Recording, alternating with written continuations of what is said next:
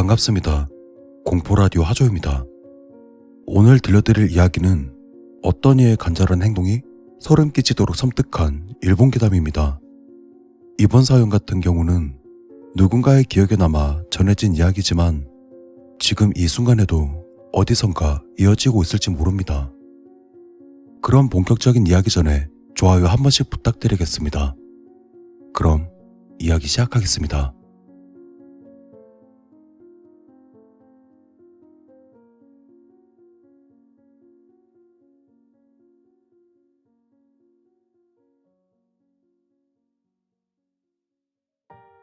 그녀의 삶은 언제나 조용한 무채색 같았다.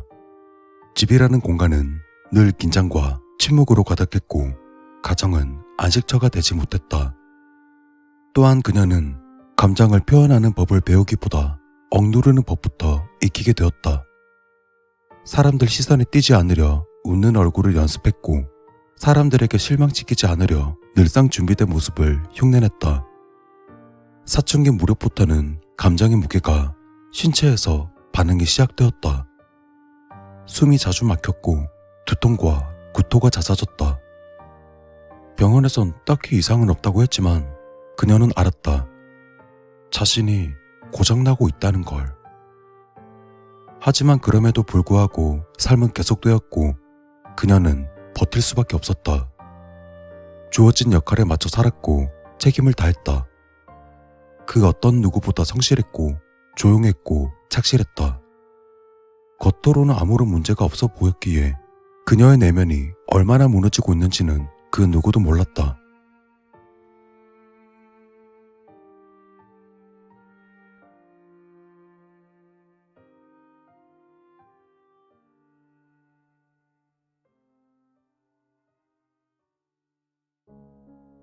한여름의 기묘한 밤이었다.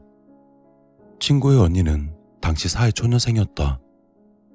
수많은 경쟁을 뚫고 어렵게 취직한 회사. 가족들은 기뻐했고 친구들도 축하를 아끼지 않았다. 하지만 그 축복의 이면엔 서서히 스며드는 파괴가 있었다. 처음엔 단순한 피로라고 생각했다. 출근부터 시작해 12시간 가까이 이어지는 고된 업무들. 잠깐 눈을 붙여도 금세 깨어나는 밤들. 그녀는 누가 봐도 참 열심히 사는 사람이었지만 정작 그녀 자신은 점점 텅 비어가는 느낌이었다. 그녀가 원했던 삶이 아닌 것이다. 그러다 어느 순간부터 밥도 목으로 잘 넘어가지 않았고 밤이면 침대에 누웠어도 두 눈을 꾹 감은 채 수십 분, 수시간이 지나도록 잠에 들지 못했다. 또한 무엇보다 무서웠던 건 그녀가 어떤 말도 하지 않게 되었다는 점이었다. 그날 회사에서 무슨 일이 있었는지, 어떤 감정이 들었는지 그 누구에게도 심지어 스스로에게조차 털어놓지 못했다. 그녀는 점점 자신이 고장나고 있다는 것을 느꼈다. 하지만 도망칠 곳은 없었다. 회사를 그만두는 건 용기가 필요했다. 또한 그녀에겐 그런 용기조차 남아있지 않았다. 그러던 어느 날 그녀는 그날을 맞이하게 된다. 습하고 무거운 바람이 감돌던 여름밤. 시계는 자정을 지나 있었고 그녀가 살던 아파트 단지는 조용히 잠든 듯했다. 그녀는 엘리베이터를 탔다. 마치 일상처럼 옥상 버튼을 누르고 찰컥 층마다 스치는 기계음에 귀를 기울였다. 옥상 문은 열려 있었다. 시멘트 바닥엔 비둘기들의 흔적과 사람들이 만든 낙서들이 어지럽게 남아 있었다. 하지만 그보다 더 인상적이었던 건 그 정막이었다. 그녀는 뭔가에 이끌리듯 난간 앞으로 다가갔다.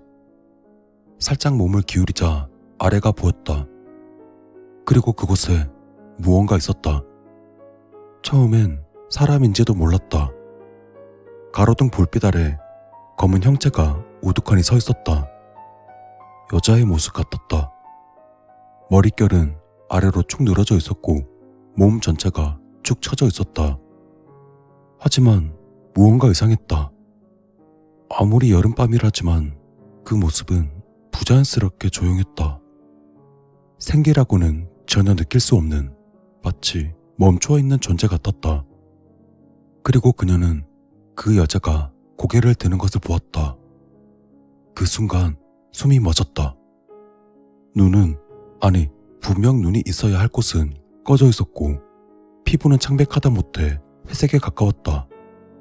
코는 찢겨 있었고 그 입은 귀까지 찢어진 채 벌어져 있었다. 그리고 무엇보다 충격적인 건 그 얼굴이 아니라 손과 발이었다. 그 방향은 사람의 그것이 아니었다. 뒤틀린 팔목, 부러진 무릎. 그 형체는 마치 죽은 후에도 고통을 간직한 채 남아있는 시체 같았다. 하지만 그녀는 그 여자가 자신과 닮았다는 기분을 떨칠 수 없었다. 나랑 비슷한 나이네. 그녀는 그렇게 생각했고 무언가에 이끌리듯 난간에 한쪽 다리를 걸쳤다. 그리고 그 순간이었다. 저 기괴한 여자가 양손을 번쩍 들었다. 비정상적으로 꺾인 손목이 공중에서 흔들렸다. 너무도 괴이한 모습이었다. 하지만 그 손은 명확한 거절의 몸짓이었다. 그리고 이어지는 동작.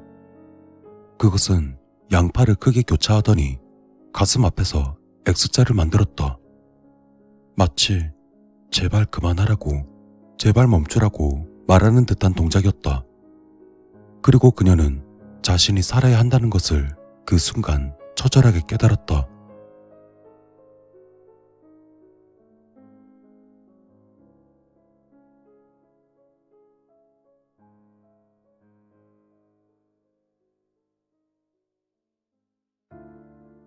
난간에 걸친 다리를 내릴 땐 참 많은 시간이 필요했다. 그렇게 그녀가 다리를 내리자마자 그 여자는 사라져 있었다. 그 이후의 기억은 기억나지 않는다. 하지만 분명 확실한 건 그날이 있었던 뒤로 그녀는 변했다. 그녀는 곧장 병원을 찾아 치료를 시작했고 결국 다른 직장에서 새로운 삶을 살게 되었다. 그리고 지금도 매주 같은 요일이면 습관처럼 옥상에 올라간다. 그 여자가 서 있던 자리에 조심스럽게 서서 두 손을 모으고 고개를 숙인다. 감사 인사를 전한다. 자신을 살려준 그 존재에게. 이야기를 들은 친구들은 그 여자의 행동에 감동하곤 한다. 하지만 난 그 여자가 왜 그 자리에 있었는지, 어떤 이유에서 그토록 간절하게 남을 구하려 했는지, 그 이유가 더 슬프게 다가온다. 살아남으라고 행동하던 그 여자는 자신은 왜 살아남지 못했을까? 혹시 그녀는 어떤 누군가 손을 내밀어 주지 않았기 때문에 스스로 그 자리에 남은 것은 아닐까?